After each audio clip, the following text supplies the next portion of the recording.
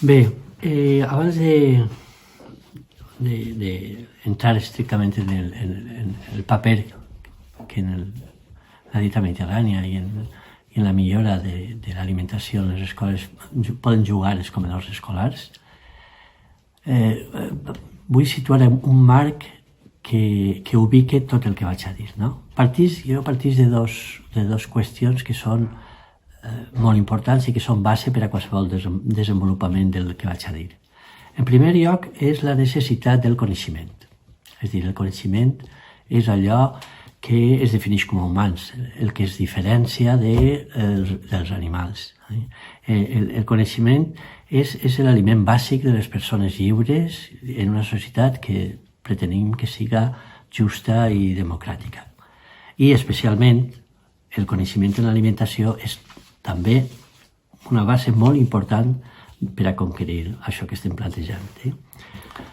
No podem deixar l'alimentació, com dia, en mans de les grans empreses de la producció, de la distribució i de l'alimentació, tot el que comporta el procés de l'alimentació, en mans d'oligopolis, monopolis, grans empreses que concebeixen l'alimentació com un negoci i els aliments com una mercaderia de les que treure la major rentabilitat possible.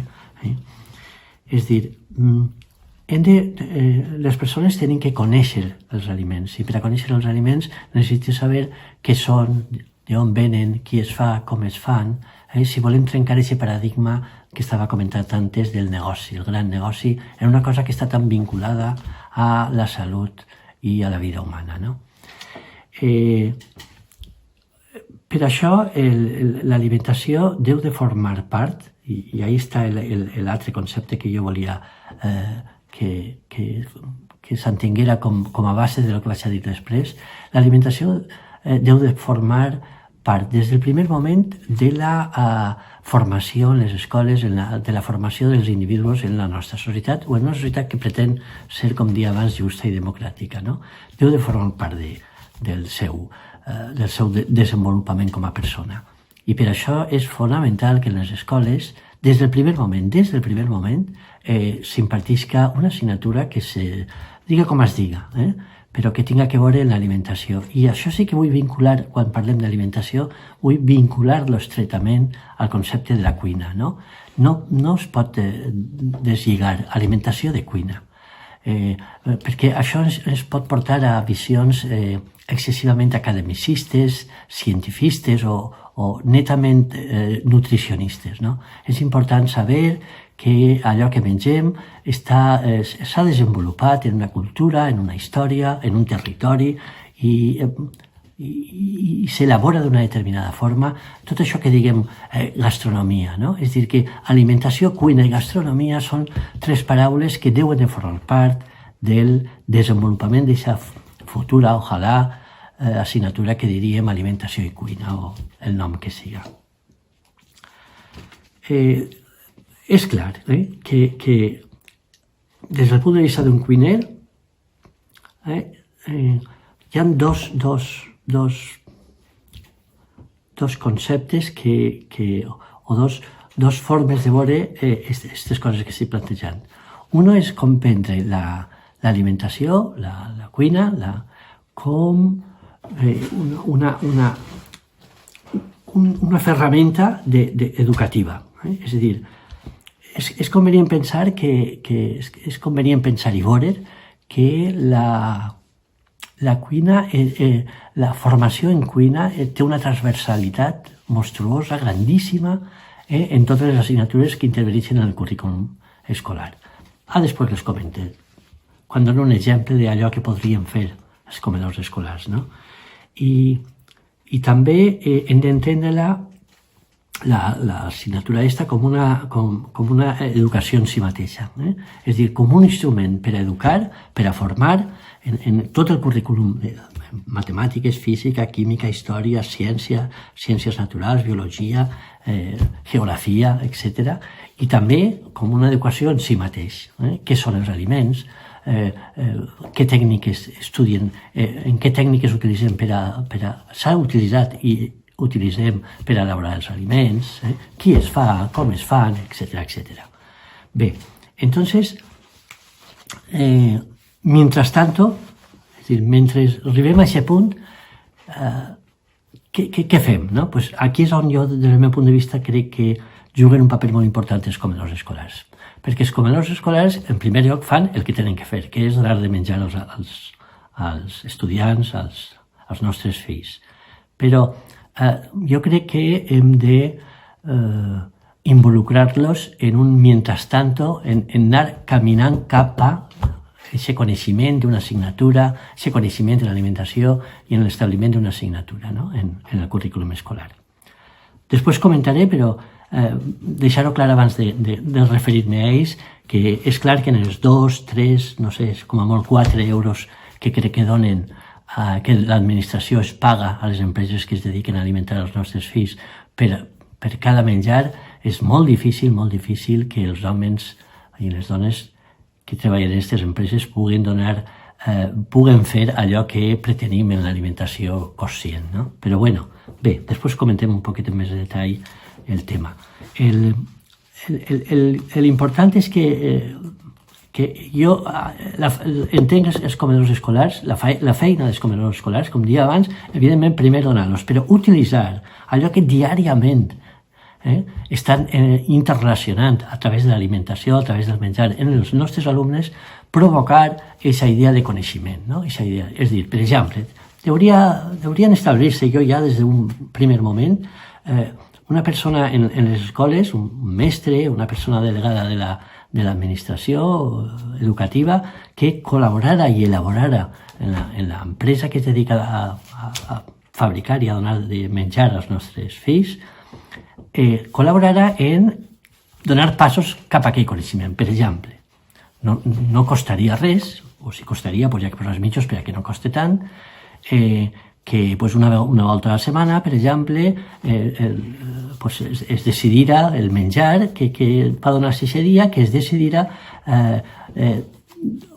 discutir en tota l'escola les implicacions que té en allò que diem, no? És dir, per exemple, què productes, si utilitzem, per exemple, si fem un arròs en fesols i naps o si fem un puchero, doncs tenim que involucrar a tots els departaments i assignatures en què significa un puchero. Des dels productes, qui els elabora, com els elabora, on s'elaboren, si són els mateixos productes, si els productes són d'aquest territori, si venen de fora, si venen de dins, si són de temporada, si no són de temporada. Involucrar què significa fer bullir les assignatures com física, química, què significa fer bullir els aliments per a fer-los més digeribles. I per tant, involucrar també a l'assignatura de ciències naturals.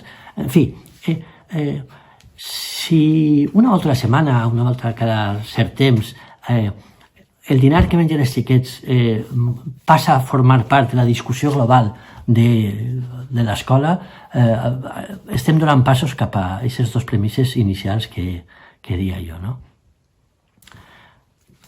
Per exemple, una altra iniciativa, sempre en aquest camí, una altra iniciativa que intervenir, quan expliquem, per exemple, física, química i processos naturals, explicar les tècniques culinàries que interveneixen a l'hora de l'elaboració d'un plat. Hi ha infinites tècniques culinàries i que les podríem utilitzar com a elements de pràctiques de les altres assignatures.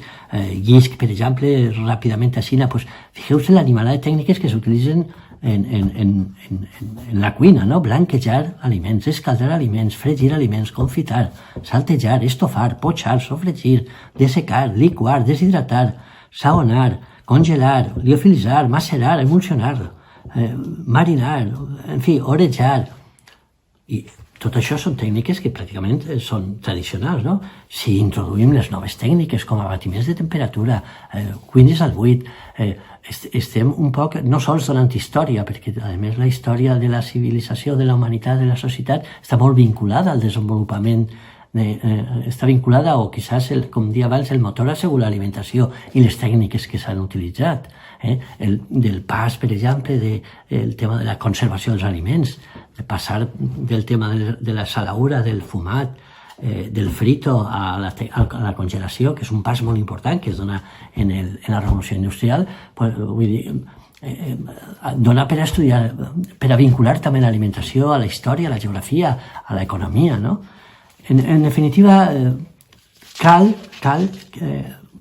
que es desenvolupe una acció conjunta de les escoles i els comedors escolars per tal d'anar introduint als alumnes i a tota l'escola en esta línia de treball que plantejava jo, no? Hi ha també, jo crec, moltes iniciatives, a banda de donar de menjar, que són, jo crec, molt importants, no? Per exemple,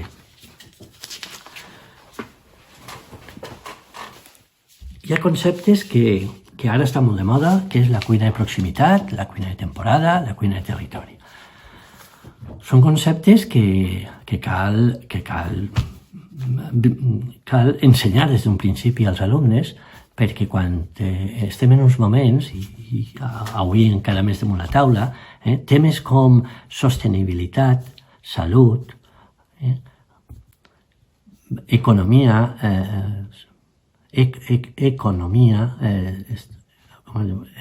ara no m'hi la paraula, la producció d'elements ecològics, orgànics, tot això té unes implicacions socials importantíssimes. Jo vull referir-me a les conclusions que sabeu, o si no sabeu, en novembre es va fer un fòrum en Dénia en el que vam arreplegar molts experts en diferents matèries vinculades a gastronomia, alimentació, coneixement, desenvolupament social i econòmic, i una de les conclusions part de les conclusions més importants era la necessitat de la formació, del coneixement i la seva implicació que tenia en una societat més digna, més justa, més ecològica, més sostenible, perquè penseu una cosa també, i vull fer referència aquí també, és el tema de la dignificació de les persones, des de diferents punts de vista. El primer punt de vista de la dignificació de les persones és que totes les persones tenen dret a un menjar mínim i just. I això avui encara no ho tenim garantit.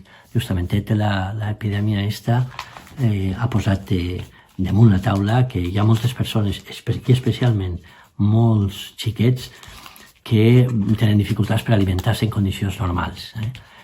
Desgraciadament, hi ha iniciatives com les de la Comunitat de Madrid, alimentant-los en pizzas, destruïts completament tot aquest desenvolupament cognitiu. Si el coneixement que volem impartir als nostres alumnes és menjar pizzas, tenim poc futur, des de luego.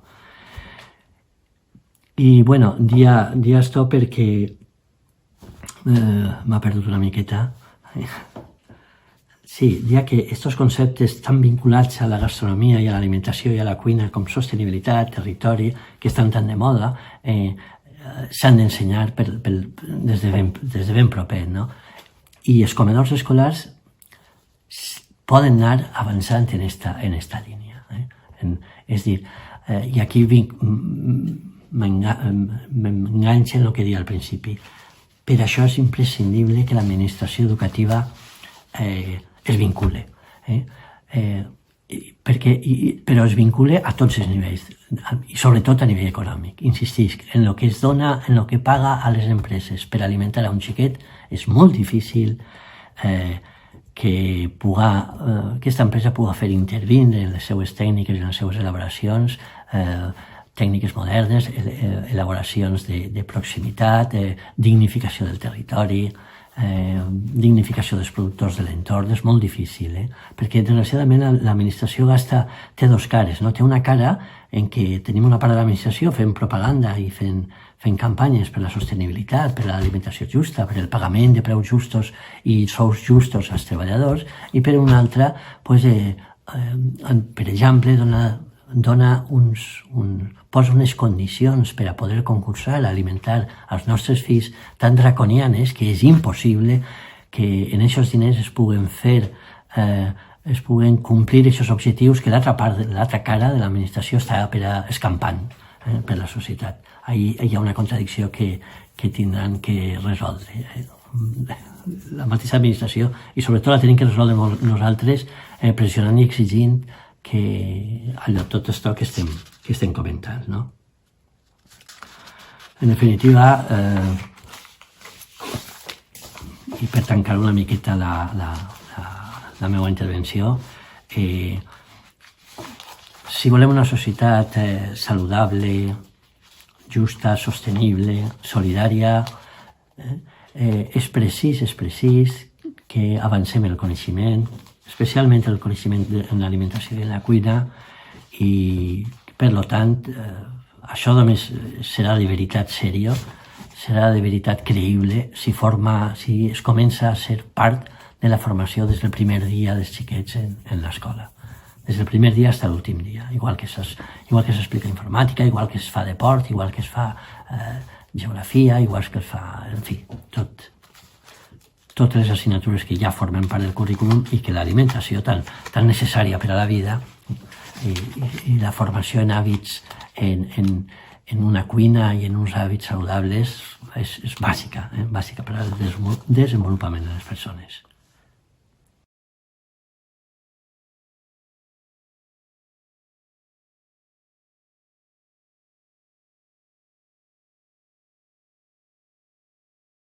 A quants de vosaltres vos agradaria que els nostres xiquets i xiquetes menjaren més saludable i millor en els menjadors escolars? I quants de vosaltres vos agradaria viure en un sistema més sostenible entre l'agricultura, el medi ambient i l'alimentació? Vull que agrair-vos este temps o estos minuts que estareu en mi i sobretot teniu el meu compromís i vaig a transmetre tot això que he après en els últims 10 anys dins del sector de l'agricultura ecològica i l'alimentació i vaig a fonamentar esta presentació en un projecte que es diu Ecoscoles, que els seus fonaments són l'agricultura ecològica, l'educació medioambiental i l'alimentació.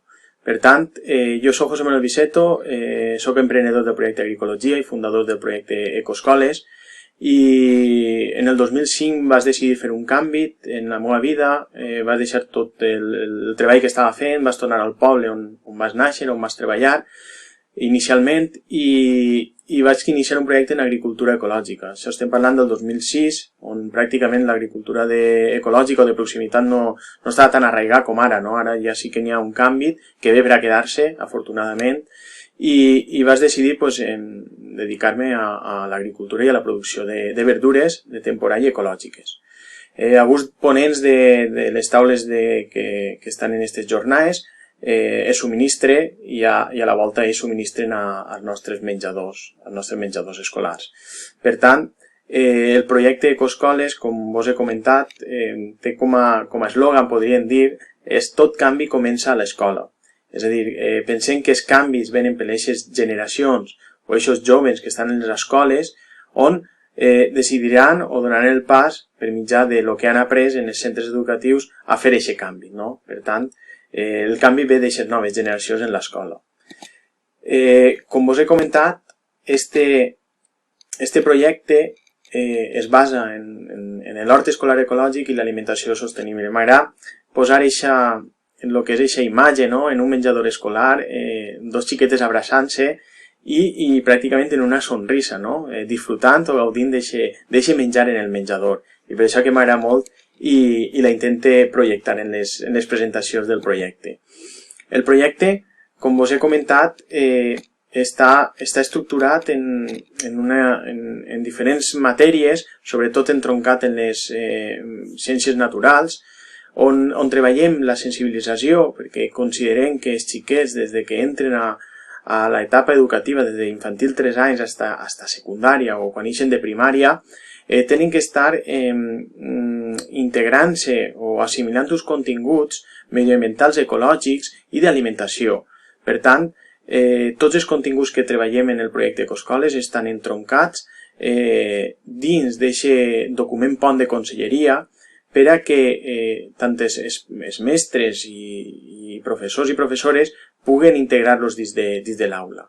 Entonces, a voltes ens diuen, no, és que en infantil 3 anys té dificultat el xiquet en aprendre l'alimentació o les plantes o l'hort, i jo sempre poso el mateix exemple. Nosaltres, des d'un xiquet en 3 anys que es veus que pràcticament en espanyals, no? Allí, i veus un xiquet que des del primer dia de classe agarra la planteta i quasi la planta del revés, és a dir, les fulles baix terra i la part de les arrels dalt terra, i a l'últim, quan s'acaba el curs, quan veus l'evolució dels xiquets, que ja ells mateixes són independents, agarren la planteta, fan el forat, la tapen, cobrixen, no? Eixe contacte que han estat durant pràcticament 6, 7, 8 mesos en el centre educatiu, tocant les plantes, coneguent els aliments de temporada i tot el que envolta el medi ambient, ¿vale? Entonces, o aquest entorn. Entonces és molt important des d'infantil treballar l'educació per a conèixer la direcció d'aquestes futures generacions i l'alimentació, no? Per tant, és important estructurar-ho molt bé i veure quins continguts i com es treballen. Després, el projecte, inicialment ens trobem amb moltes dificultats per implantar-lo en el centre.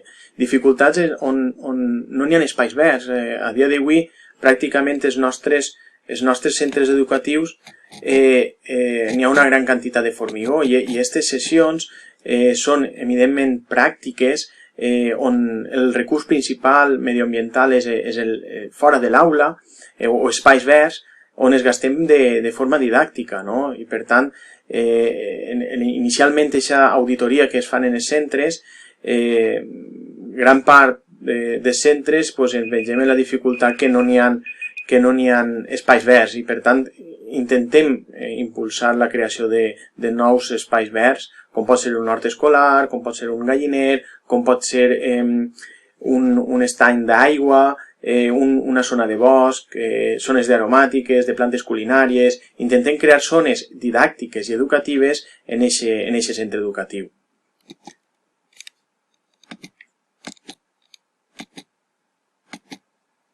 Bueno, esta imatge ho diu tot, no? Una mare disfrutant de l'hort, d'aquest espai verd en la seva xiqueta. I sobretot, la importància d'aquest projecte en diversos aspectes, no? Jo ho resumisc i veureu clarament com s'estructura, com s'entronca en altres propostes o altres objectius de diferents conselleries. La vertebració i la cohesió territorial. A dia d'avui estem en el projecte, estem pràcticament en les 3 comunitats o 3 províncies de la comunitat valenciana, no? Estem en 60 centres, atenguent quasi a 6.800 alumnes i a 534 mestres, no? Ja ho dic, des de Vinaròs fins al sud d'Alacant o les ciutats, o les grans ciutats. I per tant, hi ha molta diversitat o característiques de centres, però en tots ells tenim el factor comú, que és l'hort, l'agricultura o la tradició agrícola valenciana i l'alimentació. Per tant, aprofitem aquests 2 factors per a desenvolupar el projecte i intentant veient quines són les característiques de l'entorn immediat per a apropar-les o adaptar el projecte a aquest entorn immediat. A dia d'avui, l'enfocament que estem donant el projecte, és a dir, és un projecte que ve des del claustre de professors, és a dir, no és conselleria que ha imposat un projecte, sinó nosaltres, a través de les reunions que es fan tant en equip directius, les AMPES i el claustre de professors i els tècnics d'ecoscoles, durant aquestes reunions es decideix donar el pas a mà alçar, és a dir, sí, volem impartir aquest projecte i fer una transformació o canvi en el nostre centre a través d'ecoscoles. I és ahir quan es decideix, o la fortalesa que té és que s'ha aprovat per claustre o per consell escolar, vull dir, i al final anem tots a una, anem tots en la mateixa direcció. Algunes jornades que hem fet en el professorat perquè es necessita una formació inicial, es necessita inculcar uns nous hàbits, uns nous valors a aquest professorat i aquest professorat que ho transmetisca en l'aula junt amb els tècnics d'ecoscoles, es necessita fomentar o transmetre aquests coneixements i aquestes habilitats al professorat. És important la cooperació públic-privat.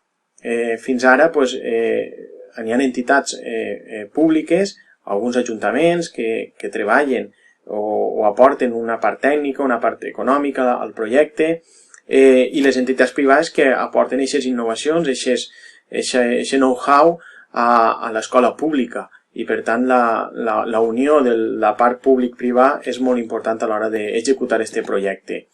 I per això que sempre ho diguem, en aquesta imatge és a dir, en una bola d'argila que dins té una llavor on entre la part pública i la part privada sembren aquesta bola d'argila que al final naixerà una planta o naixerà un nou arbre, un nou projecte en el centre educatiu.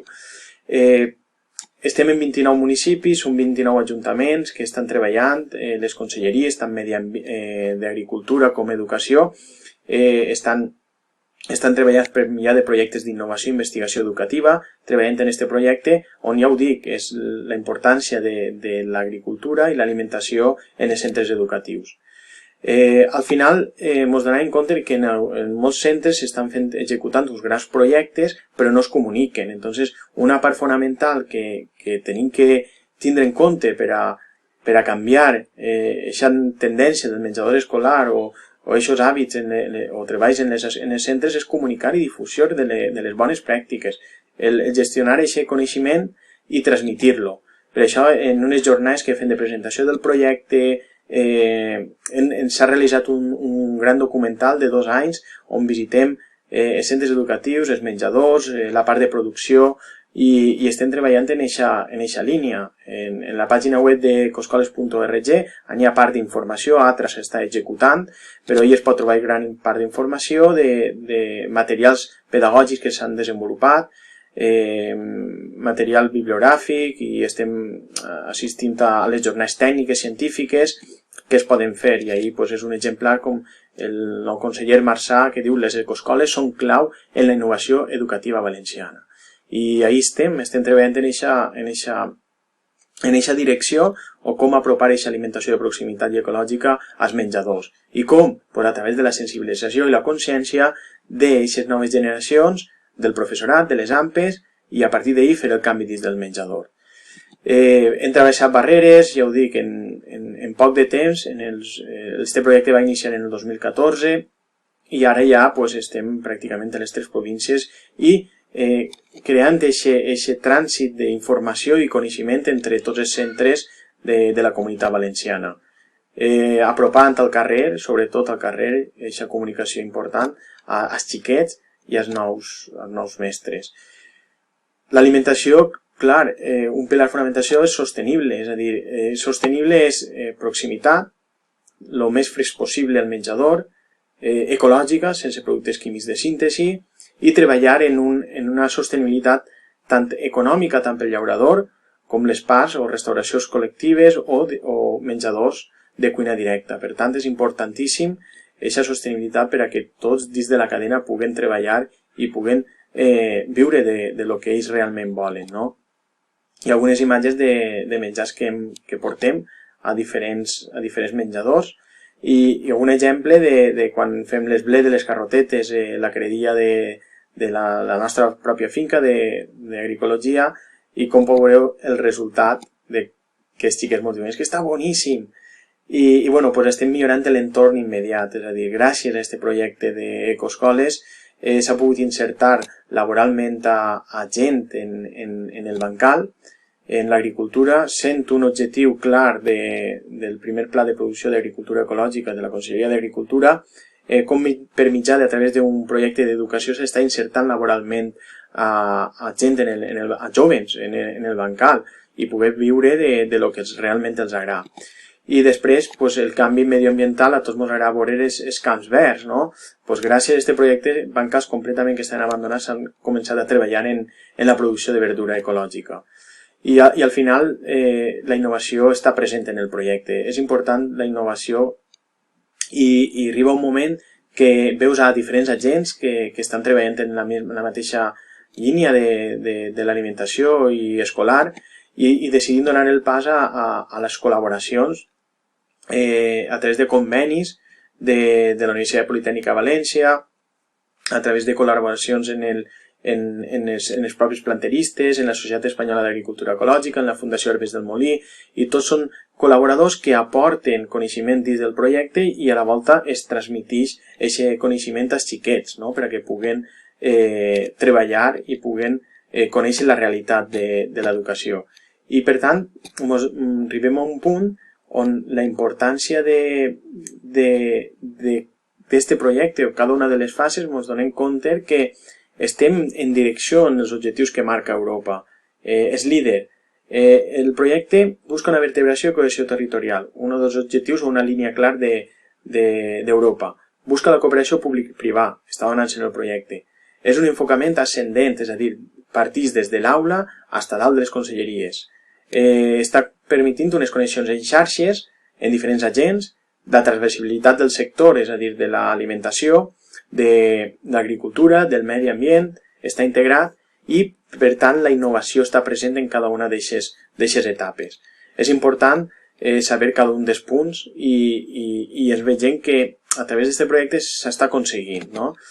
I bueno, això és el que vull que en aquests 15 minuts que tenim de ponència, el poder transmitir i el poder ajudar-vos per a que estiguem ahí, el sector sobretot el fomentar aquest sector de l'agricultura, integrar-lo en alimentació sostenibles i per nosaltres els reptes futurs van cap a la sensibilització i la consciència d'aixòs xiquets per a que s'introduïsca una nova alimentació i una alimentació més sostenible en el menjador escolar ecològic. Moltes gràcies i espero que us hagi agradat. Fins després.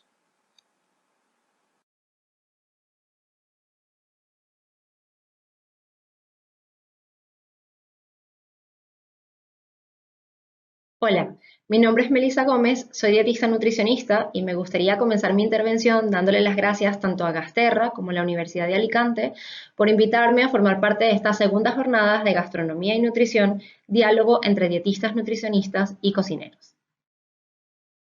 Me gusta también comenzar siempre mis intervenciones declarando mis conflictos de interés. Yo desempeño mi trabajo a nivel profesional tanto dentro de NutriKids como en Centro Aleris, como en colaboración con Juan Yorca. De hecho, uno de los proyectos que les voy a comentar hoy, todo ha sido tanto co-creado como llevado a cabo de la mano de Juan. Además, soy miembro de diferentes asociaciones, siendo la más relevante para nuestro encuentro el pertenecer al Colegio de Dietistas y Nutricionistas de la Comunidad Valenciana o Codinucova. Hace poco más de 3 años, tanto Juan como yo, en el desempeño de su profesión, se encontró con que existía esta necesidad por la mejora de los comedores escolares. A mí también me pasaba. Y como pues ambos estábamos realizando otros proyectos en colaboración, decidimos crear juntos esta iniciativa que se llama Por una escuela bien nutrida. Dentro de esta iniciativa está este dossier que se puede descargar cualquier persona o familia, que se llama Alimentación Saludable en el Colegio, y en él se recogen como algunos de los principales aspectos que nosotros solemos trabajar o recomendar a la hora de hacer modificaciones dentro del menú escolar. Siempre solemos recoger allí tanto, pues un poco por qué nosotros hacemos esta tarea, y creo que va muy en línea con las jornadas del día de hoy, pues tanto porque Juan es cocinero, es chef de Valencia Montessori School, como por mi parte, por mi labor como dietista nutricionista. Entonces, nos pasaba que él tenía mucho la parte técnica o cómo llevar a cabo pues todas las propuestas que yo le pudiese hacer, y yo por otra parte pues tenía un montón de ideas de cómo mejorar la calidad del menú, pero no necesariamente esto iba a ir de la mano con tanto las posibilidades que tenía cada centro como las técnicas que se pudiesen llevar a cabo y demás. Por poner un ejemplo práctico, pues a mí que me encanta poner legumbres dentro del menú con más presencia de la que nos solemos encontrar, cuando yo quería hacer, imagínense que quería variar o presentar diferentes formas de ofrecer esas legumbres, en lugar de hacer un guiso, pues podríamos hacer algo tipo unas hamburguesas o alguna otra preparación. Y claro, en ese tipo de situaciones era que Juan me podía decir como, ¿a dónde vas? Que son 1800 niños, no podemos hacer hamburguesas para 1800 niños, por ejemplo, de lentejas. Entonces, claro, vamos a llevarlo si se puede hacer un guiso que puede estar rico, o podemos hacerlo tal vez en un pastel, o lo podemos hacer en una boloñesa, o lo podemos hacer en estas formas. Pero, claro, era un poco también como contrastarlo con esta parte de la práctica que tiene, obviamente, pues el trabajo del cocinero. Entonces creo que la colaboración entre ambas figuras resulta como muchísimo más enriquecedora, y bueno, tenemos incluso más perfiles dentro de las jornadas del día de hoy que también van a venir a enriquecer lo que es el trabajo con los centros escolares. como les comentaba, una de las inquietudes que teníamos también muy presente era todo lo que son las tendencias actuales hacia más niños que puedan padecer sobrepeso y obesidad infantil en el futuro. Bueno, tenemos los datos de la Organización Mundial de la Salud de lo que se puede venir si no se toman correctivos, pues las enfermedades crónicas que vendrían de la mano y todas estas situaciones que siempre solemos tomar en cuenta a la hora de hablar con las familias por si de alguna manera todo esto ayuda a crear conciencia de por qué es necesario realizar modificaciones en la manera en la que nos venimos alimentando en las últimas décadas, tanto en entornos escolares como en entornos familiares. Al final creemos que van a ir ambos de la mano. Entonces, sí que nos encontrábamos, de repente todavía ocurre en algunos centros, que la filosofía del comedor escolar estuviese muy orientada como a cubrir la necesidad de que, pues, si el niño viene al comedor y pues va a comer acá 5 días de la semana, nosotros vamos a intentar realizar un menú que sea atractivo para el niño y que cubra el apetito. Y sin más, hasta allí. Entonces, estaba como un poco más centrado en el tema de la cantidad, de que ofrezca una cantidad, el niño coma una cantidad suficiente, con eso muy en mente, pues no entraba tanto en el tema de la calidad y tiende a ir muchas veces todavía, porque todavía pasa con muchos menús, en detrimento una de la otra. Tal vez habría que buscar la manera, ¿no? Y eso es una de las cosas que podremos también discutir en nuestro encuentro, de que ambas vayan de la mano en lugar de que las cosas que tienden a ser como más atractivas resulten ser además las menos recomendables, ¿no? Las más pues precocinados, en frituras, rebozados y demás. Entonces, ¿cuál es una de los pilares fundamentales en nuestra propuesta? Que además de que el comedor pueda ofrecer un menú que sea satisfactorio, que es una de las 5 S que tenemos también dentro de nuestra mesa de discusión al día de hoy, además pueda ser saludable, pueda ser sostenible, obviamente sea seguro y tome también en cuenta el aspecto social. Entonces que también, además esto de adaptarse al paladar del niño, pueda cumplir un poco con todo esto y le facilita el camino a la familia en casa. Porque muchas veces en casa sí se está intentando realizar estas modificaciones hacia una alimentación más saludable y si el menú escolar no va en esta línea, podemos encontrar un choque entre ambas situaciones. Además, obviamente tiene que ser sostenible y económico para que el centro escolar lo pueda asumir y también debería tomar en cuenta todas estas tendencias de alimentación que van surgiendo y que tienen cada vez como más peso también, como dar respuesta, por ejemplo, a las familias vegetarianas o veganas que quieren también tener la posibilidad de realizar estas comidas dentro del comedor escolar. Entonces, bueno, esto creemos que es importante rescatarlo y lo resumimos acá. ¿Qué nos encontrábamos o todavía nos encontramos a veces en los menús que nos suelen dar muchas familias, nos suelen hacer llegar o nos dan los mismos centros que buscan este apoyo, esta asesoría? Pues que son menús que se parecen un poco más a la imagen que vamos a tener en el lado izquierdo. Tenemos que la realidad de muchos comedores escolares es que hay exceso de precocinado, frituras y grasas saturadas, exceso de sal, azúcares y ultraprocesados, predominancia de proteínas de origen animal y presencia notable de carnes procesadas. Hemos visto centros en donde 3 veces por semana, por ejemplo, en la opción de merienda, pues pueden ofrecer jamón o pueden ofrecer en diversas comidas, pues longaniza o diferentes fiambres o embutidos, en donde también encontramos que como se da más énfasis a este tipo de productos, esto lleva de la mano un detrimento de la oferta en tanto de frutas como de vegetales, que deberían ser los alimentos que además más intentamos potenciar dentro de la dieta infantil.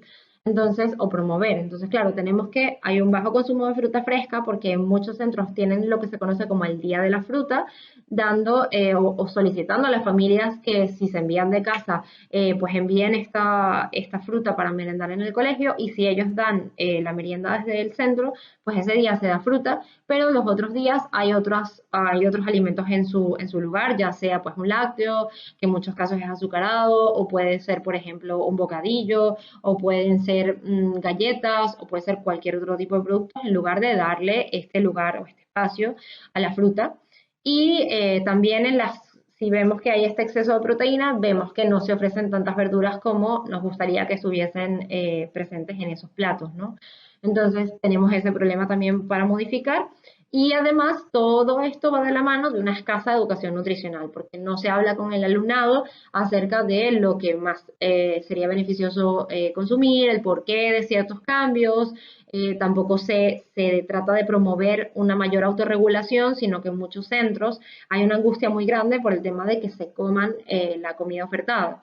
Entonces, entendemos que esto también viene muchas veces presionado por las mismas familias, que piden al centro que por favor los niños no salgan sin comer, pero si esto es el único aspecto que prima, como les comentaba anteriormente, pues muchas veces es lo que mejor se pueden comer, a pesar de que incluso no tengan apetito en ese momento, pues se pueden comer cosas que sean crujientes como frituras, o se pueden comer cosas que sean azucaradas, porque va a ir por encima del apetito que puedan tener en ese momento y dar respuesta a otro tipo de sensaciones, como por ejemplo que pueda apetecer en algún momento determinado, aun y cuando no hay esa señal de apetito pues tan presente.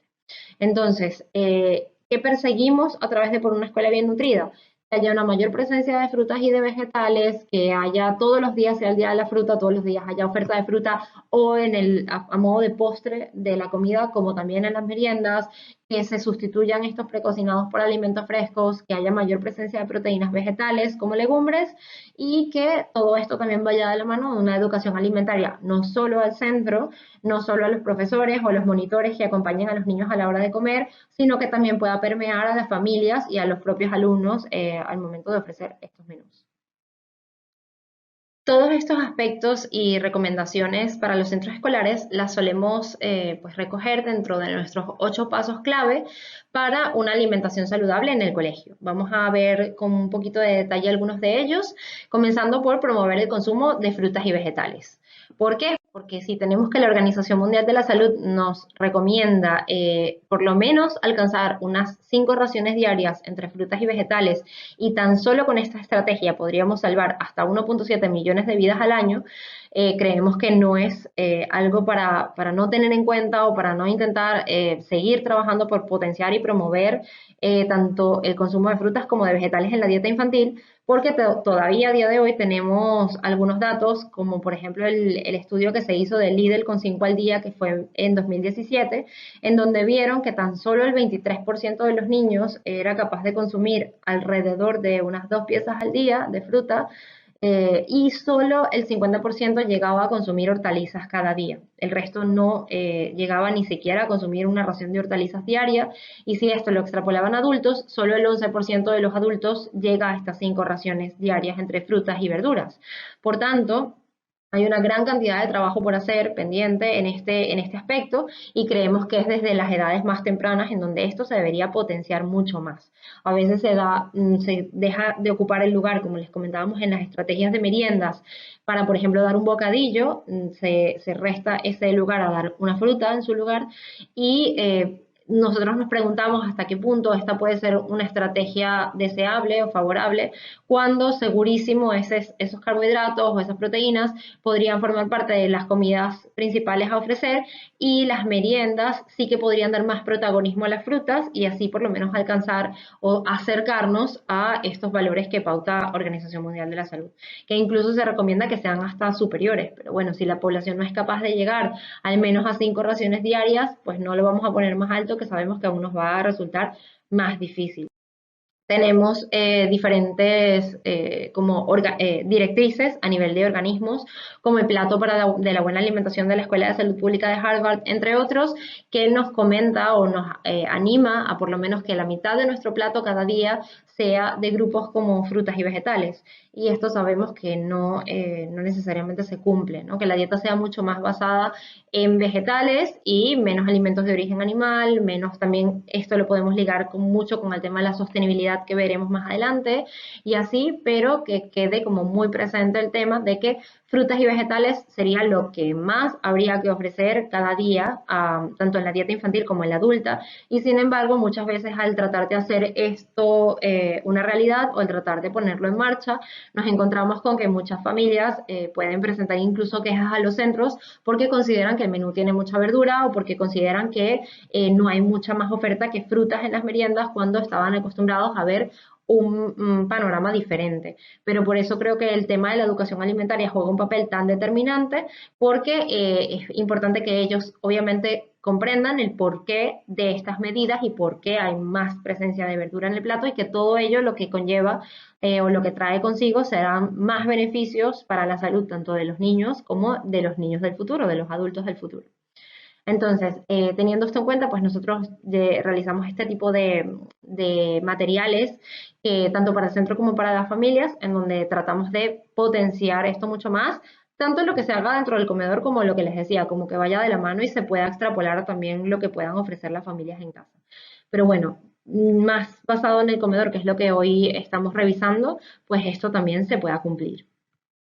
Al seguir revisando nuestros pasos clave, nos encontraremos con la promoción de la actividad física, que también es muy importante, pero será, digamos, llevada a cabo por cada centro de una forma, tanto a través de las actividades que plantee, como también se puede considerar las actividades extraescolares y demás. Siempre hablar con las familias para que cuando esto sea una posibilidad, se contemple una mayor realización de actividad física, no solamente 1 hora por semana, sino más bien llevarlo hasta 1 hora diaria de ser posible. Y también que vendrá también de la mano con el limitar el uso de pantallas y demás, que a día de hoy nos cuesta tanto. Y pues esto también, avanzando en los pasos, nos encontraremos con preparar los alimentos de la forma más adecuada para conseguir un mejor sabor, que era lo que les comentaba, en donde también creo que el trabajo de cocineros y chefs que trabajan en el área de restauración colectiva es muy, muy, muy importante y fundamental, que dominen diferentes técnicas para poder potenciar el sabor de los alimentos que queremos presentar, sin tener que recurrir exclusivamente a las mismas técnicas de siempre, en plan, pues lo que les decía, frituras, rebozados, sino que podemos utilizar pues el horno, la plancha, como muchas otras, para darle mejor sabor a esos vegetales que queremos que se incorporen en la dieta, y que la presentación, ya desde que lo vean los niños al momento de sentarse a comer, como en el momento de disfrutarlos, sea la mejor posible, para que tengamos un mayor porcentaje de éxito en esa presentación, y no sea algo que descarten pues desde el primer momento. Muchas veces al dar las charlas a las familias lo comentamos con el tema de, por ejemplo, las verduras de hoja verde, el brócoli y así, que no es lo mismo un brócoli que esté cocinado al punto, en donde realmente tiene un color brillante, que invita a probar, que está crujiente y demás, que uno que ya pasó el punto óptimo de cocción y está pues ya pues todo blando, o como el color ya está un poco tirando más hacia un poco más marrón y menos verde, como brillante, ¿no? Está un poco más apagado. Entonces, claro, esto sería un poco recomendable a la hora de presentarlo. A veces sabemos que por el tema de en dónde se prepare la comida y en dónde se ofrezca, o que se prepare con anticipación, no es tan sencillo, pero por eso es lo que les decía, de que intentar optimizarlo o presentarlo pues lo mejor posible. Luego, en el tema de promover conductas alimentarias adecuadas, siempre presentamos el documento de la Agencia de Salud Pública de la Generalitat de Cataluña, donde creemos que se resumen súper bien las responsabilidades de los adultos y de los niños, sobre todo también en todo lo que es el tema de la autorregulación, que consideramos muy, muy importante. Y siguiendo con los pasos, tenemos garantizar el consumo de alimentos saludables desde la primera infancia, para lo que nos basamos pues mucho en este triángulo de la alimentación del Instituto Flamenco de la Vida Saludable. Creemos que es como la representación más fiel a lo que sabemos a día de hoy, lo que deberíamos evitar, lo que deberíamos incluir, y así, un poco también dejando de lado carnes procesadas, azúcares, todo esto. Y también pues proporcionar herramientas de educación nutricional a los niños, a los adolescentes y a las familias, como les comentábamos, pues también dejarles tanto a ellos, formarlos tanto a las personas que están involucradas en toda la cadena, desde que se preparan los alimentos hasta que llegan a los niños, incluyendo profesorado, monitores y demás, como dejar algunos dosieres con información como esta que les presento en mi presentación, para las familias, para que ellos dispongan de información a la hora de poder ofrecer a sus hijos pues la alimentación más saludable posible. Entonces, el también dejar toda esta información a la mano, creemos que puede ser de apoyo. Ejemplos de meriendas, ejemplos de desayunos, de las comidas que hacen en casa, que tomar en cuenta, pues todo esto también que quede pues lo más claro posible, porque sabemos que hay cantidad de mitos en torno a la alimentación que es bueno ir poco a poco desmontando. Luego, para ya revisar los últimos dos, tendríamos garantizar la sostenibilidad con alimentos locales y de temporada, por lo que promovemos la realización de los lunes sin carne en todos los centros con los que trabajamos, y que se utilicen mucho más proteínas, por ejemplo, de origen vegetal, como las legumbres, reduciendo en la medida de lo posible carnes rojas y carnes procesadas. sobre todo también el tema de las carnes rojas y la sostenibilidad, creemos que es importante. Y por último, sustituir productos azucarados y frituras por alternativas saludables. Con todo esto, creemos que nuestras propuestas están bastante en línea con las recomendaciones que veremos el día de hoy en nuestra mesa redonda, que sea, además de ser satisfactorio y seguro, que creo que con el tema de la seguridad ya sí que se venía trabajando mucho el tema de alérgenos alimentarios y todo esto, que los centros lo cubriesen, pero creo que nos falta un paso más en el tema de que sea saludable, de que sea sostenible y que sea también, pues, contemple ese factor social y de compartir que pues vamos a ver en muchos de los centros con los que estamos trabajando, que sea un momento de disfrute para los niños, que nos enseñe a cultivar esos buenos hábitos que queremos para el futuro y que realmente lo podamos llevar a cabo, que no es tarea fácil porque siempre, por ejemplo, a nosotros nos ha ocurrido que al momento de ponerlo en marcha, hay centros en donde se puede poner en marcha desde el principio, sobre todo si trabajan con niños más pequeños, de una manera como más completa, más integral y que la aceptación sea mayor, mientras que si trabajamos con centros de niños hasta 18 años, pues nos cueste un poco más llegar a ese resultado final que esperamos y tengamos que ir de forma más paulatina, haciendo los cambios como de forma un poco más progresiva para que no tengamos una respuesta pues tan como contraria a lo que estamos buscando ni cueste tanto ir incorporando esos hábitos. Espero que esto, todo lo que vimos el día de hoy sea de utilidad para muchos profesionales y que pues se pueda seguir trabajando en conjunto porque creo que al final el aporte de las diferentes áreas es lo que va a enriquecer, como les decía al principio, pues nuestro desempeño y que lleguemos realmente a ese fin que todos compartimos el día de hoy. Muchísimas gracias y seguimos compartiendo. Nos vemos igual por redes y muchísimas gracias obviamente una vez más a la universidad por invitarnos a formar parte de esta presentación.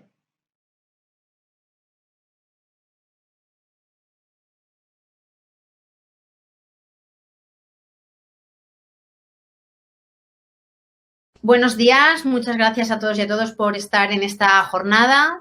Vamos a dar inicio a la última mesa redonda de hoy, que va a tratar sobre los retos de futuro para la mejora de los comedores escolares, centrándonos en lo que sería la alimentación 5S, una alimentación saludable, sostenible, satisfactoria, social y segura. Para dar inicio a esta mesa redonda vamos a contar con 3 magníficos profesionales del sector de la gastronomía, de la agricultura y de la nutrición. En primer lugar, vamos a contar con Melissa Gómez, que es licenciada en Nutrición y Dietética por la Universidad Central de Venezuela. Además, es especialista en nutrición clínica y pediátrica y asesora de lactancia. Es creadora del proyecto Por una escuela bien nutrida, junto con el chef Juan Llorca, que hoy en su ponencia nos pasará a explicar para que todos podamos conocer de primera mano en qué consiste este proyecto. También vamos a contar con Juan Manuel Biseto, él es ingeniero agrícola por la Universidad de Valencia y ha tenido una larga trayectoria profesional fuera de España con empresas del sector agroalimentario, pero actualmente ha decidido volver a su pueblo natal para crear el proyecto Agricologia. Es un proyecto de agricultura ecológica y sostenible y además es el impulsor del proyecto Ecoscoles, que pasará a detallarnos y para que conozcamos en su ponencia. Y por último vamos a contar con Pep Romaní. Él es físico e informático de formación, pero desde el 1999 se dedica al sector de la gastronomía. Actualmente es chef propietario del Ponsec y es un impulsor de la gastronomía sostenible y saludable. Buenos días, Melissa. Muchas gracias por tu intervención y paso a comentarte algunas preguntas para que nos puedas explicar con más detalle. Te quería preguntar si consideras que los niños que no tienen unos buenos hábitos alimentarios es porque sus padres tienen un desconocimiento en lo que es la formación de estos hábitos saludables. ¿Qué opinas al respecto? Bueno, muchísimas gracias por la invitación a estas jornadas.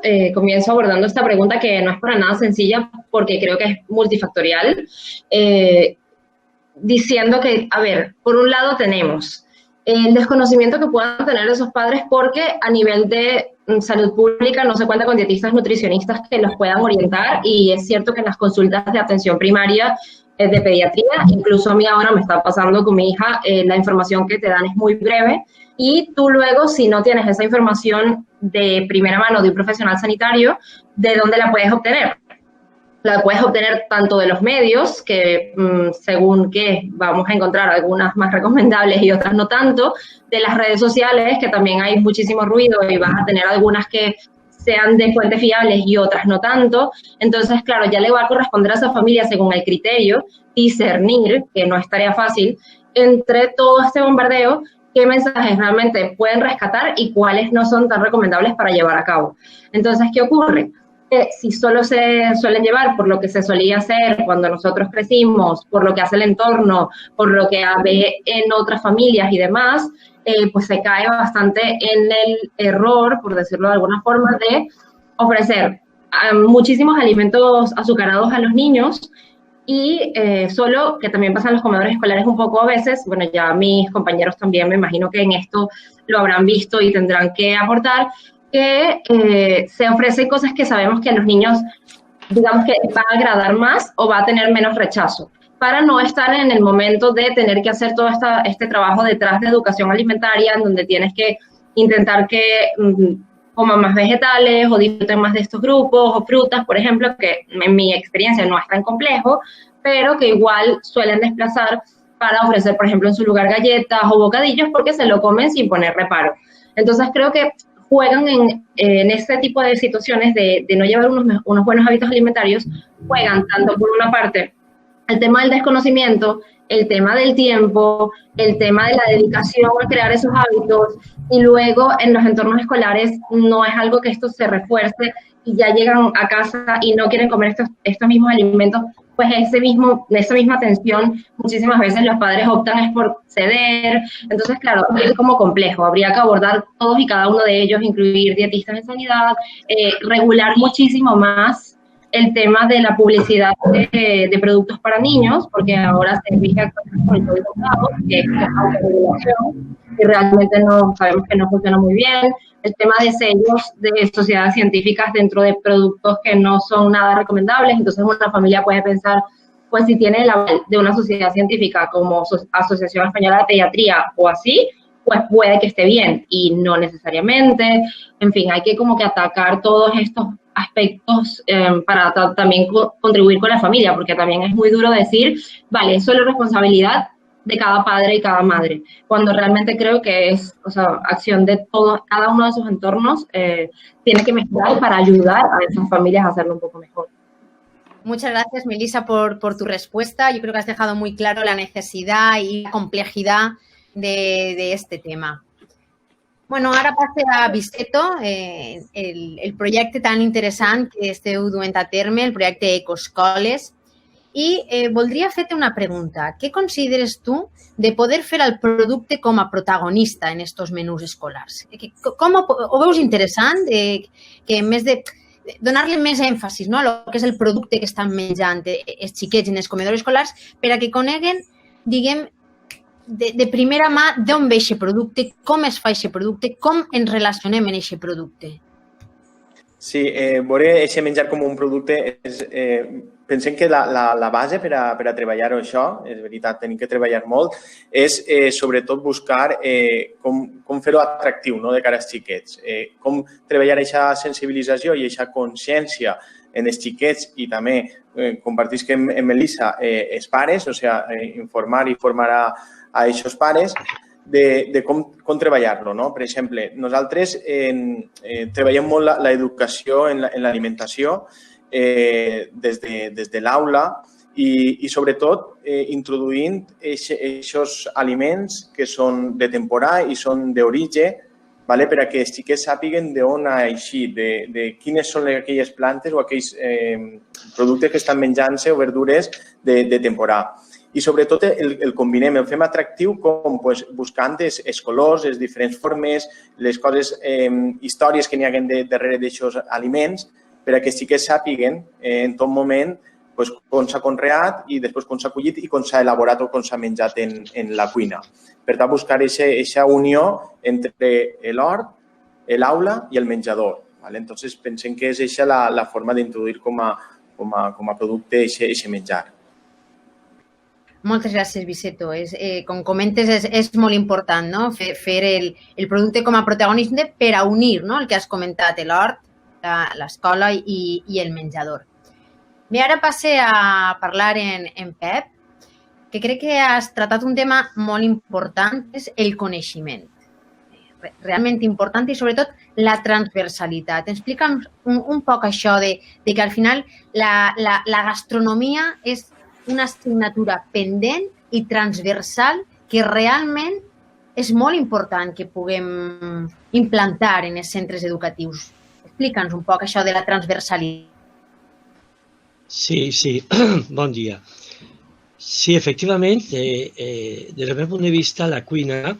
Bueno, en primer lloc, és important que, des del meu punt de vista, vinculem, sempre que parlem d'alimentació, ho vinculem a la cuina. No parlem d'alimentació sols, sinó que parlem de la preparació dels aliments també. Perquè si això no està vinculat, estem concebint una miqueta els comedors escolars com si foren granges d'animals. És a dir, dissenyem uns menús que des del punt de vista nutricional són perfectes per a produir allò que m'interessa de la granja. Si són gallines que produïsquen ous, si són porcs que produïsquen bons pernils, i si són alumnes no sé molt bé què és el que tenen que produir, maquinetes per a... Per això és important que vinculem en les escoles alimentació amb cuina, en forma de preparar la cuina. I això vol dir que vinculem a tot allò que significa la cuina, que és el producte, com molt bé esteu comentant, la forma de fer el producte, d'on ve el producte, com és el producte, situar el producte i la recepta en el moment històric i geogràfic, etc. Allò que parlem de la gastronomia dels aliments. Però, responent a la pregunta que tu fes, efectivament, jo concebisc el tema de la cuina en els comedors escolars com un element, com un doble instrument.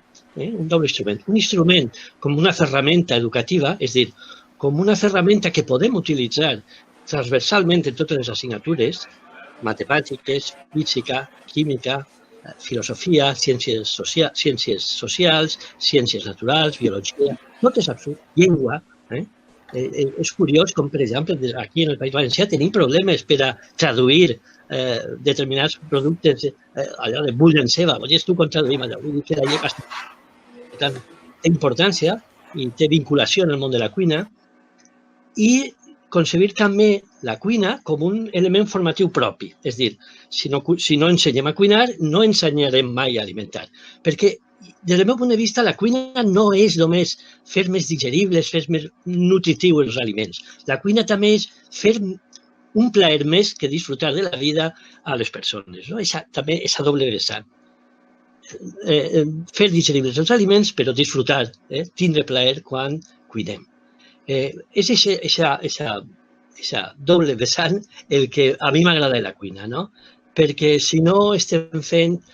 A més, és que si ho fem així, estem introduint, jo soc de formació científica, introduïm la formació científica en els xiquets. La cuina és el millor, un dels millors instruments per a unir ciència, experimentació en ciències socials. Que això, des del meu punt de vista, és un poc la tendència, aquesta tendència holística de la nova forma de comprendre el món, no? Tot global, no? En definitiva, ja cada volta parlem menys d'alimentació, menys de cuina i parlem de gastronomia, que no és més que això, no? És la cuina ubicada física i temporalment en un lloc. I jo què pense que és això? I per acabar de comentar el tema, és que sempre que parlem d'aquestes coses, sempre dels comedors escolars i de la cuina en l'escola, sempre, no sé per què, al segon, hi ha una pràctica de desviar el problema als pares.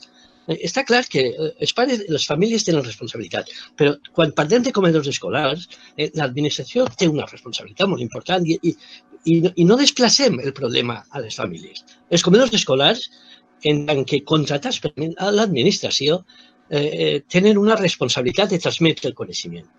Com ha dit molt bé Viceto, no? És a dir, per què, per exemple, diàriament, 5-10 minuts abans de posar-nos a menjar, no comentem en 5 o 10 minuts què és el que anem a menjar, no?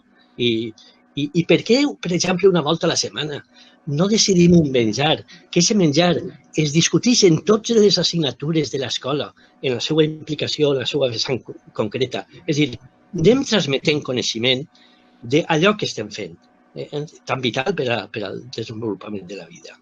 Aquesta és un poc la vertent que a mi m'agrada comentar.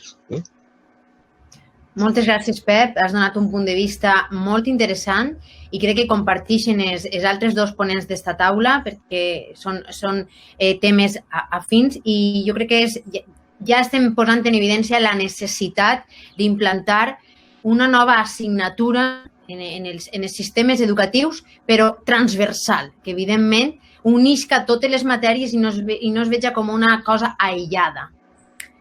En relació a tot esto, Melissa, te quería preguntar si consideras que faltan guías de consenso de recomendaciones a nivel nacional. He visto que en tu ponencia has puesto algunas guías de consenso, algunas de ellas no nacionales, y ello me ha llevado a pensar que realmente no contamos a nivel nacional desde las entidades públicas guías válidas de consenso a todos los niveles del sistema educativo. A ver, yo diría que hacen falta muchos más recursos de apoyo. No hay suficientes guías de cómo llevarlo a cabo. Las que nosotros hemos revisado, de verdad, por eso dejamos siempre el ejemplo de las de la Agencia de Salud Pública de la Generalitat de Cataluña, porque son las que en nuestra revisión van más alineadas con aquello que queremos lograr. Pero, por ejemplo, en la Comunidad Valenciana tenemos algunas.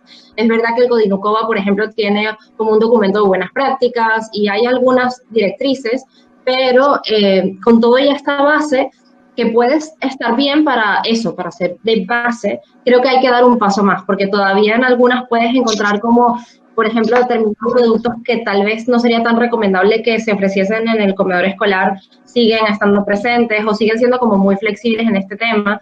Y pues no sé si el resto de ponentes de esta mesa compartirán mi visión sobre esto, pero nosotros sí que pensamos mucho que siendo el centro escolar un lugar de aprendizaje, un lugar en donde los niños comen 5 veces por semana, vamos a dar la mejor opción que tenemos para dar. O sea, no vamos a dejar este tipo de cosas, pues estos precocinados, estas cosas que luego en casa, pues si la familia tiene un día muy ajetreado y quiere dar alguna de estas cosas, pues bueno, eso ya queda de cada parte de cada quien.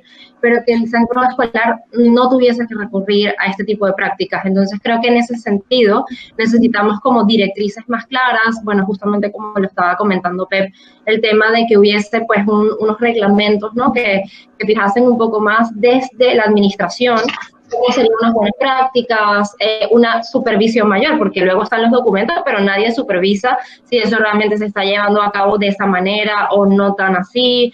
Entonces, bueno, en ese sentido creo que tenemos muchísimo por mejorar. Esperamos en parte que este tipo de jornadas sirvan para pedir, ¿no?, a las entidades públicas los cambios, ¿no?, que desde los diferentes profesionales implicados en estos comedores escolares ven estas carencias e intentamos, pues, entre todos, que se llegue a mejorar, porque al final lo que queremos es la salud de los escolares y sobre todo la educación en buenos hábitos alimentarios. Y como has comentado, pues realizan casi más comidas en los centros educativos que en los hogares. Así que o intentamos mejorar esta nutrición, esta alimentación, esta gastronomía en estos centros escolares, o realmente estaremos generando adultos con pues, carencias de educación nutricional muy, muy importantes. Vicent, volia preguntar-te, el teu projecte d'Ecoscoles has comentat que s'aprova, no?, en consell de cada una de les escoles, en els claustres. Jo volia preguntar-te, aquells centres que no decideixen unir-se al teu projecte, realment, clar, el que es veu perjudicat és l'alumnat. I consideres que Conselleria hauria apostar més per aquest tipus d'iniciatives i que no siga el propi centre educatiu el que decidisca o no, sinó que vinga ja des de Conselleria una recomanació clara per a que els centres s'adherisquen? La iniciativa realment naix de les pròpies escoles i arrel d'això és per mitjà del Consell Escolar format pel claustre de professors i les AMPEs és on decideixen implantar aquest projecte estructurat en el centre. Com comentava el company Pep, el projecte s'entronca en diferents matèries. Vull dir, és que l'agricultura com l'alimentació és transversal en diferents. El projecte que nosaltres treballem en Ecoscoles és l'agricultura, per tant, entronca molt bé en les ciències naturals.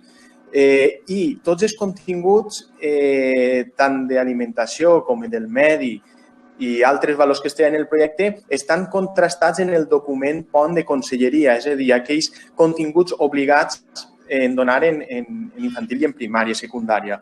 Per tant, intentem ajustar el projecte el màxim possible de la normativa o els decrets que tenen en les escoles. Per tant, encara que la iniciativa la té el col·legi, les administracions, com molt bé heu dit en la taula, haurien de recolzar aquest tipus d'iniciatives.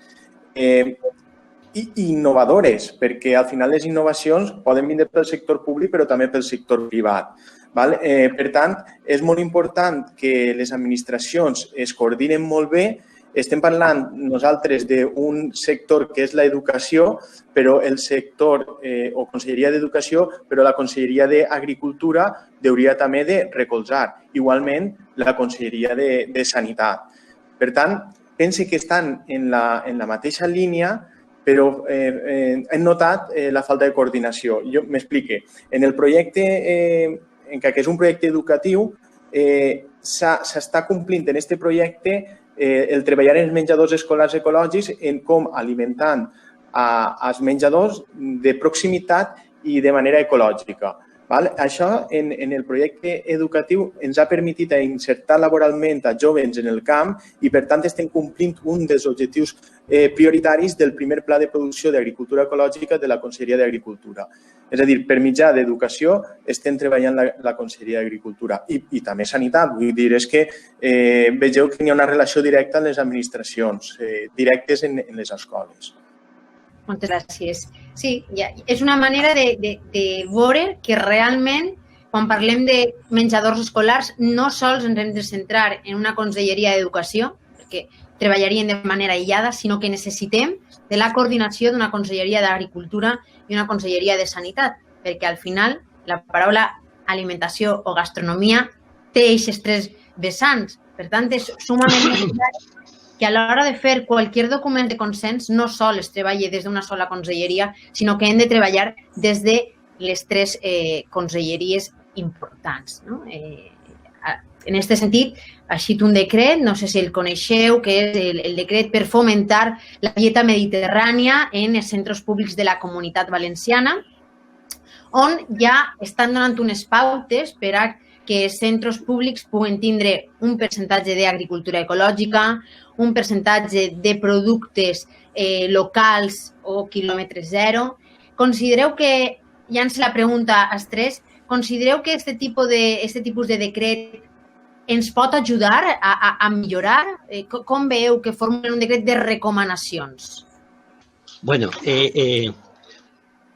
vaig estar en una presentació que es va fer així la Marina per banda de la Conselleria d'Educació d'aquest decret, no? I allí es va fer palès, es va posar de manifest que era un pas endavant important, però havia un defecte de partida i és la visió, o sigui, un punt de partida bàsic, i és que en els 2-3 euros o 1,50, no sé exactament, no recorde, que dona l'administració a les empreses dels comedors escolars per alimentar els xiquets, és impossible, fa molt difícil el donar passos endavant en una alimentació sana, saludable, ecològica, perquè són molt pocs diners per a poder comprar i, a més, això lliga en el preu necessàriament digne que s'ha de pagar als agricultors, no?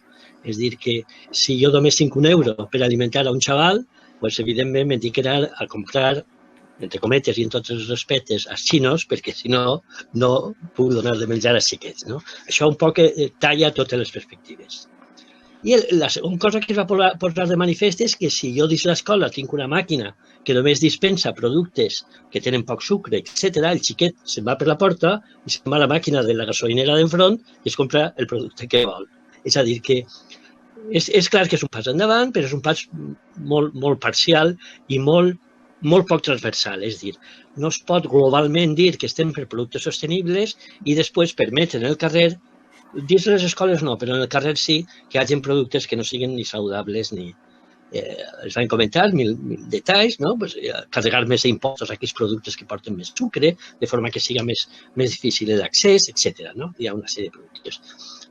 Melissa ha comentat una cosa que és molt interessant, o tu, Anna, i és la necessitat de que en les escoles hi hagi algo que siga com un comissionat, que siga el responsable d'establir la relació en els comedors escolars. És a dir, que si el comedor escolar va a la seua i en l'escola, pues, salvo algun mestre voluntàriament i voluntariosament vulgui establir algun contacte, cada apartat va pel seu compte. No?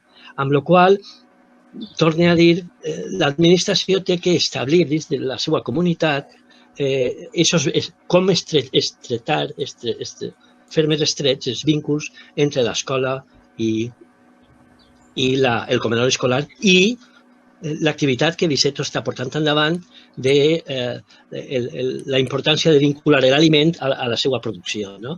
És a dir, que els alumnes sàpien que quan mengen alguna cosa, això ho fa una planta, no ho fa Mercadona ni Carrefour, sinó ho fa una planta que tenen allà al costat. Entonces, tiene que haver en les escoles un responsable, un mestre responsable, siga del departament que siga, d'establir aquesta relació tot en camí d'arribar a un moment en què la cuina i l'alimentació sigui una assignatura curricular com és les matemàtiques, les físicas, les ciències naturals o lo que siga, ¿no? Sí, a mí también me gustaría añadir a eso y creo que es importante que eso, además de que haya una revisión, se delimite un poco mejor el cómo llevar esas recomendaciones a la práctica.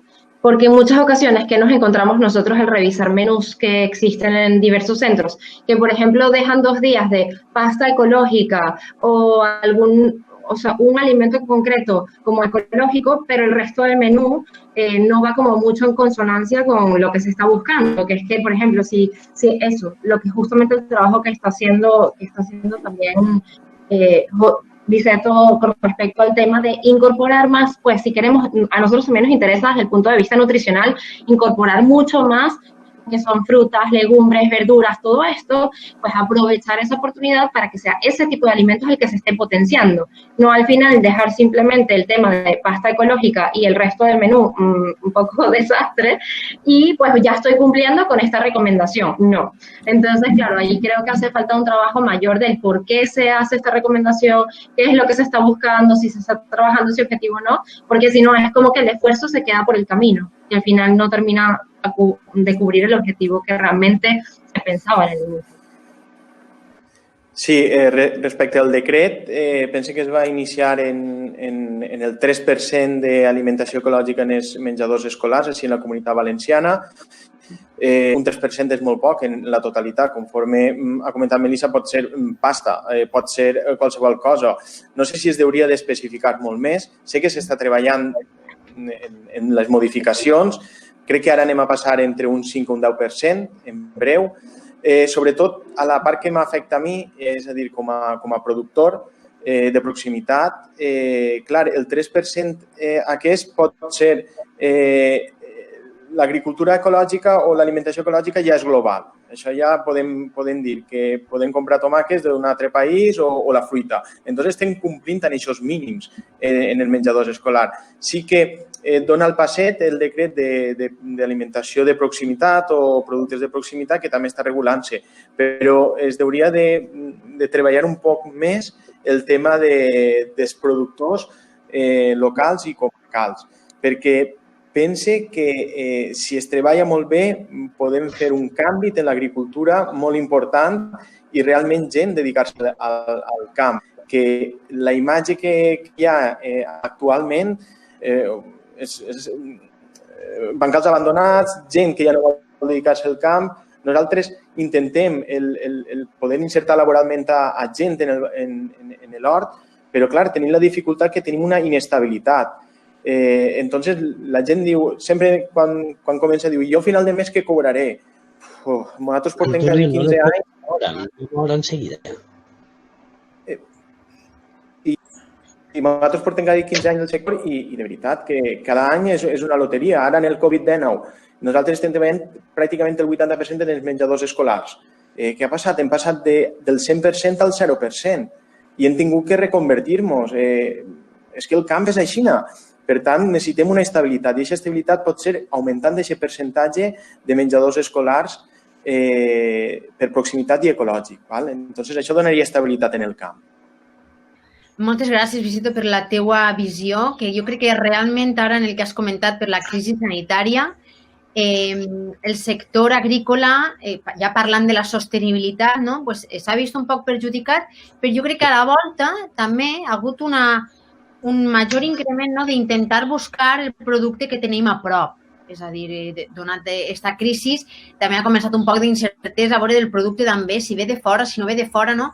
I crec que això ho hem d'intentar promoure més per a que els ciutadans coneguen què tenen al seu voltant, perquè moltes voltes es desplacen X quilòmetres a un hipermercat, mentre que a poquets quilòmetres tenen un productor local que està produint una gran quantitat de fruites i verdures sostenibles que milloren el medi ambient i, sobretot, que fan recircular l'economia. Al final, a mi m'agrada molt comentar una terminologia que és Mediterranean Diet 4.0, que al final és economia, és salut, és sostenibilitat i és caràcter social.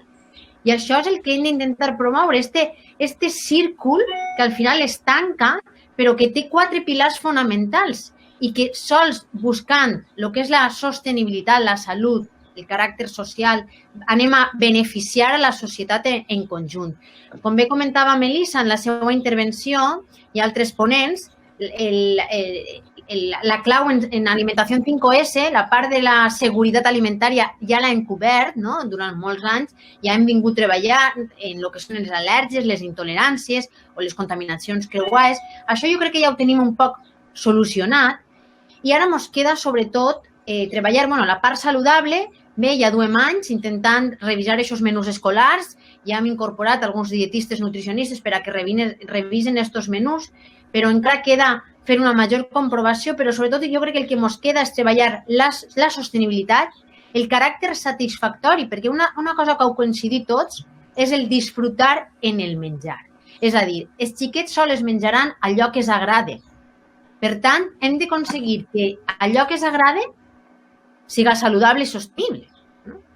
I el caràcter social, perquè al final l'alimentació, la gastronomia o el que és la dieta mediterrània, que és en allò que treballo jo, té un gran component social. És a dir, ens relacionem en el menjar i d'unes maneres concretes. Vicento posava una foto en la seva ponència de dos xiquetes en la taula contentes, abraçant-se. Té un caràcter social, és a dir, compartim en la taula, ens relacionem alrededor d'una taula. I això crec que també és el que ens queda treballar, perquè moltes voltes els menús escolars els xiquets ho veuen com una obligació. És a dir, fins que no te ho acabes no t'alces. Què fem? Què estem fent? Què estem transmitint en això? Perquè el xiquet acaba avorrint realment el plat que té davant. Ja siga un plat de llegums o un plat de peix. Per què? Perquè les sensacions que percibeix el xiquet són negatives. Per tant, ja se'n va una percepció que en vez de ser un lloc de relax, d'interconnexió, de comunicació, d'alegria, és tot el contrari. Per això jo vos llanço la pregunta de com podem aconseguir un equip multidisciplinar, és a dir, què importància li veieu a crear un equip multidisciplinar i què professionals creu que deuen d'estar en aquests equips multidisciplinars per aconseguir un comedor escolar com volem, és a dir, en totes les claus que estem parlant. Vull comentar una experiència, en la línia del que estaves dient, Anna, una xicoteta experiència que conjuntament vam fer Vicento i jo, o vaig participar en Vicento en una escola aquí a Dénia, de que d'un hort escolar que gestionava ell en els alumnes, a primera hora del matí, junt amb els alumnes, vam anar a collir diferents productes vegetals. Vam tindre sort que damunt hi havia herbes mengívoles d'estes silvestres en la cara nord de l'edifici. Vam anar a collir diferents herbes, ixons, camarroges, etc., i roselles, i bé, amb tot això vam preparar unes amanides en tots els xiquets en la cuina. En la confecció de les amanides van participar tots els xiquets, ho van fer d'una forma ordenada i conjunta, i després me les van menjar.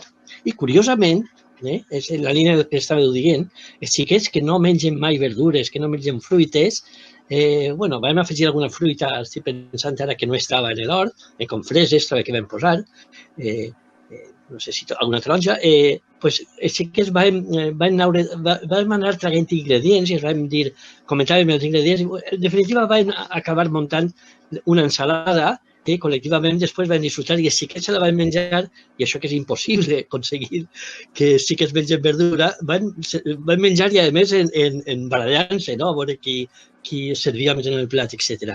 És a dir, que en línia del que esteu dient, quan ells participen de la construcció d'un projecte, ells disfruten, que és una de les característiques més importants de l'alimentació i de la cuina. No és, com dir abans, nutrir-se, sinó divertir-se i tindre plaer. És a dir, que quan uno participa en la construcció, al contrari del que estaves comentant, Anna, de tu hasta que no t'ho acabes no t'alces, són dues línies de treball, pues la gent s'incorpora al projecte sense cap problema. No? I per pegar-li la volta, són els alumnes els que tenen que portar a les famílies a casa les noves actituds de menjar, perquè els pares tenen una altra feina que és intentar sobreviure i són els alumnes que tenen que portar a casa aquestes noves iniciatives, productes ecològics, productes de proximitat, que s'han d'ensenyar a l'escola. No carreguem la responsabilitat als pares, sinó als xiquets que vagin a casa i els ho expliquen als pares, que és quasi segur que es convencen. Anna, jo, en l'administració de sanitat, que he treballat alguns anys, quan es van subcontratar, per així dir-ho, determinats hospitals, l'administració de sanitat va inventar un element que es deia el comissionado, que era, d'alguna forma, teòricament era el personal de l'administració que controlava la gestió privada de la sanitat. Per exemple, a l'Hospital de la Marina Alta hi ha un comissionado que s'encarrega de que aquells objectius de l'hospital, des del punt de vista de salut pública, es complixen. Que en la pràctica trobo que no funciona com Déu mana, però bé. Però la figura és interessant, un poc per el que dieu de... Jo crec que l'administració educativa hauria establir un comissionado en totes les escoles, o bé l'Ajuntament o bé l'administració educativa, que fos el que un poc s'encarregara, per un costat, d'establir aquesta relació entre la producció d'elements en empreses com la de Viceto, el comedor escolar i la posta en marxa paulatina d'allò que estàvem parlant de cuina i alimentació. I aquest comissionat que fos el que s'encarregara a poc de totes aquestes iniciatives que estem parlant. És a dir, un dia a la setmana aquell menú que decideix el comedor escolar es debateix en totes les assignatures cada una de la seva vessant, en totes les assignatures de l'escola. Cada dia el menú es comenta 5 o 10 minuts abans de comentar en els xiquets de què es tracta, però es comenta d'una forma divertida, per mi és un còmic, vull dir, en la pedagogia que toca segons l'edat dels alumnes. En fi, totes aquestes iniciatives del mientras tanto, que dic jo, fins arribar a l'assignatura i que són fonamentals els comedors escolars, doncs aquesta figura seria interessant y no es excesivamente complicado. Yo creo que la figura del cocinero del centro es súper importante porque obviamente él conoce, bueno, nosotros en nuestra experiencia trabajando con los cocineros de cada centro, que cuando tienen obviamente cocina propia, ¿no? Y no tienen que depender de que la comida venga de fuera, que en ese caso también se podría hacer, muchas veces funciona súper bien porque, claro, ellos van viendo el comportamiento del alumnado, qué tipo de plato funciona mejor, qué tipo no tanto, y así como que esa retroalimentación entre los diferentes profesionales va genial. Creo que es como la pieza clave, porque, claro, por una parte, los dietistas nutricionistas, por un lado, como haciendo toda la parte de diseño del menú, que creo que eso también es necesario que la figura del dietista nutricionista cobre más relevancia, porque en muchísimos centros escolares, aún, a pesar de que sí que está la recomendación de que el dietista nutricionista supervise los menús, aún no siempre se cumple, y los menús, pues, los puede hacer cualquier otra persona.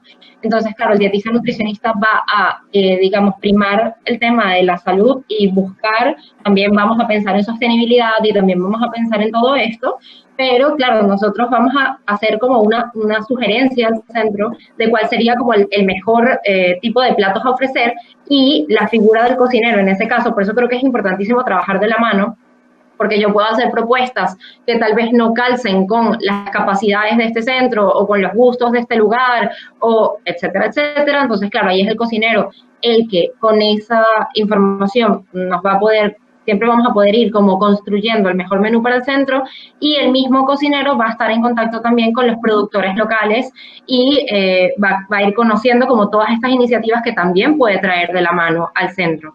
Y es todo esta puesta en marcha sin olvidarnos de todas las personas que acompañan a los niños al momento de la comida, o sea, ya sean monitores o profesores los que lo estén acompañando a la hora de la comida, porque ellos también, a través del modelaje, que a nosotros nos ha pasado incluso que de repente si a ellos no les gusta tanto y ya ponen alguna mala cara o hacen algún comentario, luego este plato no tiene tanto éxito o no funciona tanto, porque yo siempre les digo que, a ver, una cosa son las creencias que nosotros traemos, de esto de que a los niños no les gustan las verduras, pero basta, con seguro les ha pasado a ustedes, con hacer actividades con ellos, como decía bien Pep, de incluirlos a ellos en actividades. A mí me ha pasado haciendo talleres que luego son los primeros que prueban las cosas, las frutas siempre se me terminan cuando hacemos algún taller, o sea que si les das la oportunidad muchas veces, y lo están haciendo en un entorno lúdico, agradable, muchas veces sí que lo van a incorporar.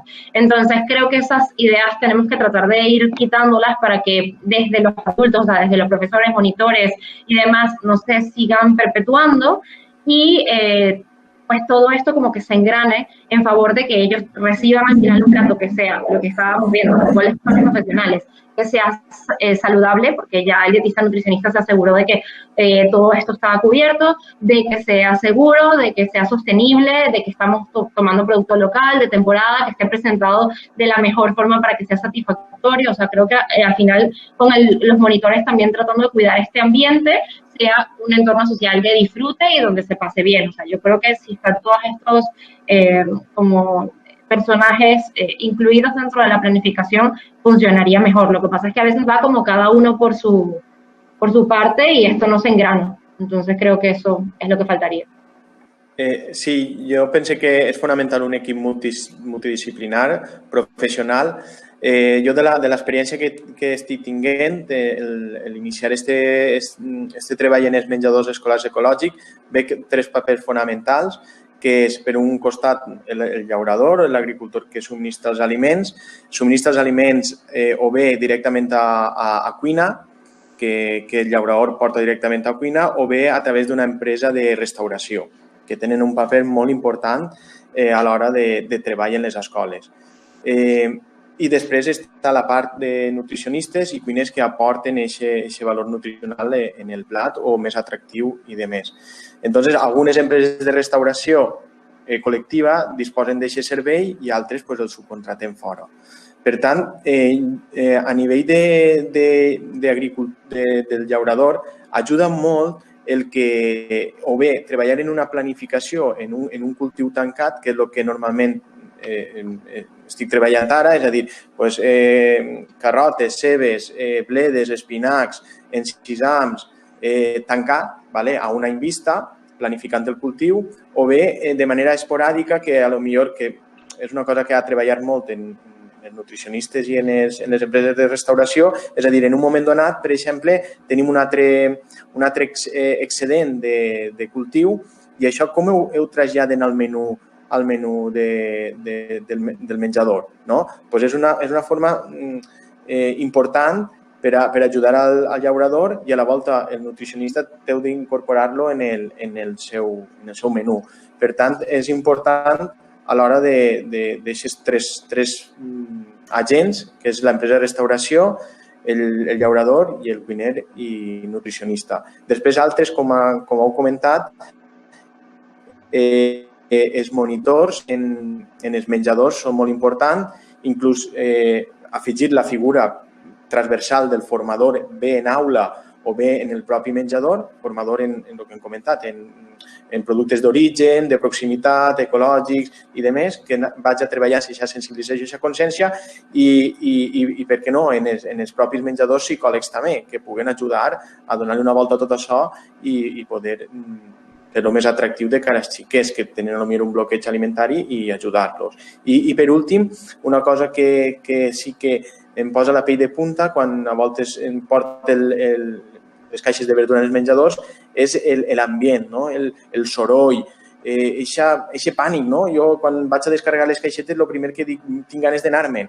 Vull dir, jo no sé els xiquets com estan menjant en 20-30 minuts en aquest entorn, no? I per tant, a lo millor un agent important a l'hora de treball seria no ho sé, uns dissenyadors en espais, en llocs i tal, no? Que seria una figura també important a tindre en compte. Que en esa misma línea que dice Biseto, a mí me pasa perfecto con el tema de los platos. Siempre lo comento, que es como, tenemos que buscar una manera de hacer el plato como un poco más atractivo, porque es que la bandeja en la que se suelen servir muchas comidas ya de por sí plantea ya desde el momento de servida un reto muy grande de hacer atractivos estas comidas cuando ya la manera de servirlo no acompaña. Entiendo que a nivel logístico es muy difícil, no sé cómo se puede hacer, pero bueno, siento que en esto tenemos que seguir buscando opciones porque es que a veces no es como la forma más, la presentación no es la más atractiva. Sí, yo creo que también es cierto. O sea, yo, claro, hablo desde mi experiencia como nutricionista, pero las empresas de restauración colectiva cuentan normalmente con nutricionistas también y son muy, muy importantes. Van a ayudar mucho a lo que es todo, que esto se pueda llevar de la mano. Así que era lo que yo quería aportar simplemente, pero totalmente de acuerdo. Heu donat una visió molt bona. Jo crec que ja estem arrimant-nos a lo que serien els reptes de futur. No sé si coneixeu que des de l'Agència Valenciana d'Innovació s'ha creat un comitè d'experts de dieta hospitalària. Jo formo part d'aquest comitè, com a experta en la part clínica de l'alimentació. I és un comitè que està format, serem prop d'unes 15 o 20 persones, multidisciplinars, perquè evidentment no només n'hi ha nutricionistes, sinó que tenim també metges, pediatres, endocrins. Després tenim també a empreses del sector de la producció, com ha comentat Melissa o Biseto, que s'encarreguen de produir les bandejes, o gent de la indústria que ens pot fer materials més sostenibles. El que comentàvem en aquest comitè és el que va comentar Melissa, no? Quan a un pacient li arriba aquesta bandeja, ja entre poca apetència que té el pacient o veu un plàstic, un color, un entorn que destapa la bandeja i el que li ve és una vista, un olor totalment desagradable, evidentment no és el camí correcte. I això ho fem molt bé de comentar-ho perquè s'extrapola als menjadors infantils, l'entorn, o com ha dit Biseto, hi ha un soroll